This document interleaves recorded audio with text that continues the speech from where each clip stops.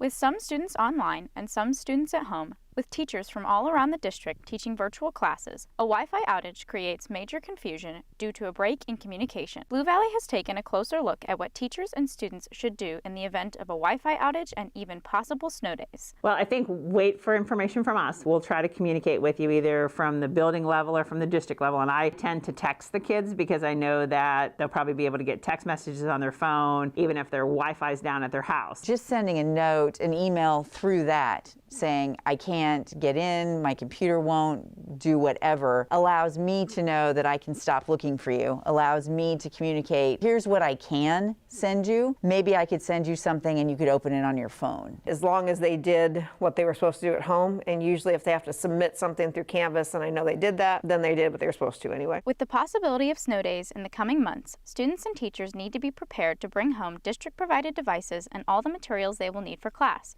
The administration has created 3 different options to deal with adverse weather conditions. If adverse weather conditions make travel to and from school unsafe, a remote learning day will take place in which students will check in with their teachers and complete asynchronous work during the day. If adverse weather conditions are only temporary, a delayed start will be implemented for both students going to school and students at home. Lastly, in extreme weather conditions, teachers and students will enjoy a traditional snow day.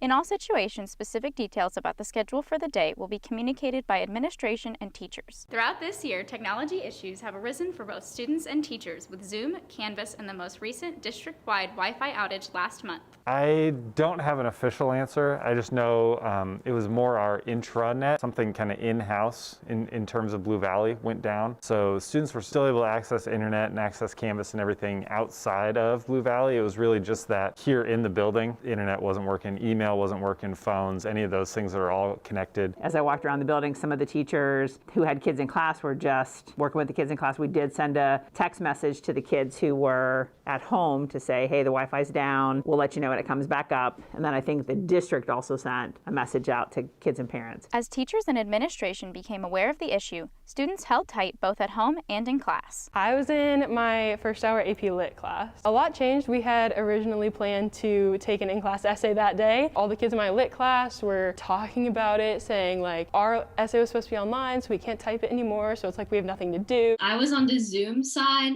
so like I was just waiting for the meeting to start, but obviously the meeting couldn't start without Wi-Fi. We had an activity planned on AP Classroom, so none of us could do what we needed to because everything required Wi-Fi. While some teachers only used Zoom for attendance first hour that day, others had content to teach. Teachers throughout the building solved the problem in different ways. I was lucky that the night before I had pulled open my documents that I wanted to use. So those were in Canvas, but I'd left them open and I left my computer on. So when I brought it back to school, those documents were still on my desktop. I have Zoom on my phone and I went ahead and just Zoomed from my phone because I know my personal ID number. And so I just literally held it up and had the kids look at the screen and write it down and then gave them some time and we worked from there. Mrs. Golden was dealing with it in what I think was a pretty reserved and calm way. She initially told us to text all of our friends who were online for that hour, and so we did, and they kind of got the gist of what was going on. Buffer time that I had is gone. Ideally, if kids only had one session, they could try the second session, but I have lots of kids who have 2 sessions. When we have situations like this, it just sets us back. Whether it be a Wi-Fi problem or a snow day, remember to stay calm and flexible in unexpected events like this.